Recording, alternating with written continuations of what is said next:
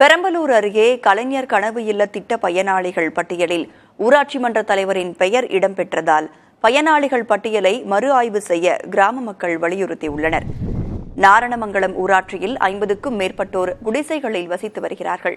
ஊராட்சி மன்ற அலுவலகத்தில் கலைஞரின் கனவு இல்லம் தொடர்பாக விளக்கமளிக்க ஆலத்தூர் வட்டார வளர்ச்சி அலுவலர் தலைமையில் சிறப்பு கிராம சபை கூட்டம் நடைபெற்றது.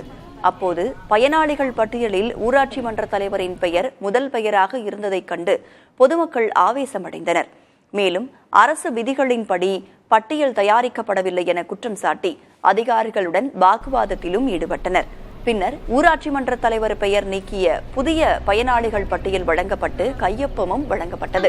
மேலும் பயனாளிகள் இருந்தால் பெயரை சேர்க்க பரிசீலனை செய்யலாம் என கூறி வட்டார வளர்ச்சி அலுவலர் கிராம சபை கூட்டத்தை நிறைவு செய்தார்.